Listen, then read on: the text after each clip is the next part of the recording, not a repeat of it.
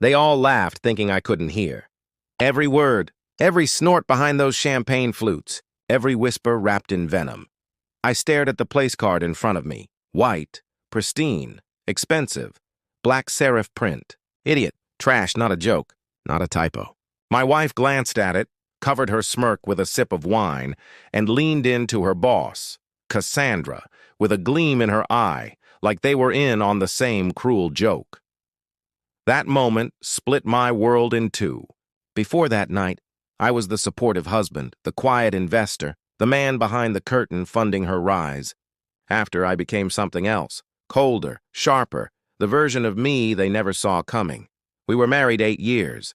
I met her pouring drinks at a rooftop lounge downtown. Ambitious, hungry, I admired that. I believed in her.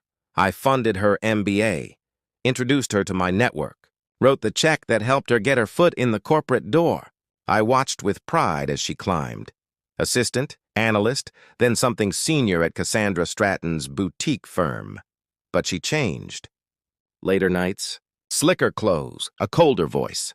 Less we, more me. I asked once if we were still a team. She said I was being insecure. 3 weeks before the party, I found the first email. Her laptop left open on the kitchen island. An accident. Subject line, tonight same room. It wasn't just one email. There were dozens. Photos, dinners, hotel receipts, group chats full of jokes. They called me Mr. Doormat. They dared each other to humiliate their partners for sport. I scrolled until my eyes burned. I didn't scream. I didn't cry.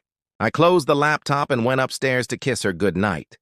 That's when the plan began. For 3 weeks, I played dumb, held her hand, picked out her dress for the party, even offered to drive her. What she didn't know was that while she slept, I consulted a very good divorce lawyer. I gathered every financial record, traced every expense, pulled receipts for those spa weekends and girl boss retreats she called work. They weren't work. While she slept beside me, I was quietly separating accounts, preparing asset division, shifting funds, legally, precisely. I built a wall, not of anger, but of surgical precision. Then came the night of the gathering. The venue was upscale, of course. Polished concrete floors, imported wines, a guest list full of people who shook hands with their eyes closed. I walked in beside her. Nobody greeted me. Side eyes, snickers. Then I reached my seat and saw it again. Idiot, trash. She didn't expect me to sit, but I did. I sat, smiled, and watched them through the candlelight. Cassandra raised her glass and toasted unshakable women. The table cheered. I chewed my steak in silence. She never noticed the file folder in my bag. She didn't see the non-disclosure contracts, the private investigator's report, the photos. She didn't notice the USB drive I slipped into the jacket pocket of her firm's legal counsel on the way to the bar, but she noticed when I stood to leave. She grabbed my arm, feigning concern. "Leaving already?" she asked. I smiled. "Just tired." Then I turned to Cassandra. "Before I go," I said, "I want to be clear. I'm cutting ties with you." There was a pause. Confusion flickered across her Botoxed face. Then I walked out. What followed was a chain reaction. 3 days later, the legal notice arrived. Divorce on grounds of infidelity. I submitted documented evidence and financial misconduct. I filed for marital cruelty. Because of contracts she'd signed using my name as guarantor, her firm's upcoming deal with a European fund collapsed. Audits began. Cassandra had more to hide than just office affairs. Fraud, misappropriation, all revealed because someone gave regulators what they needed. Her empire crumbled in under 2 months.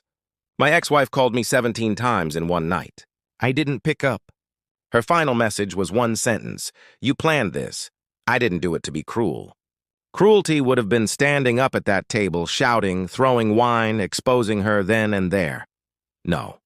This was surgical. I wanted her to feel it slowly. The weight of everything she underestimated. The husband she mocked. Who owned the house, the car, the savings, and who knew how to pull one legal string after another. Every girl boss who laughed that night, some are unemployed. Some are being sued. Some are suddenly very quiet online. I remember the smell of the venue.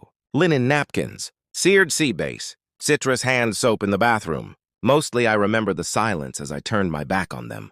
How it stretched, Awkward, confused, then uneasy. They didn't know what I meant at first. Now they do. I live differently now. Clean apartment. Quiet mornings. No fake smiles. I'm not angry. I'm not bitter. I don't need to be. I have peace, and they have the wreckage. Every time I pass a place card at a restaurant, I smile, because I know what they forgot. Even the quiet one, even the so-called idiot trash, can burn empires down without raising his voice.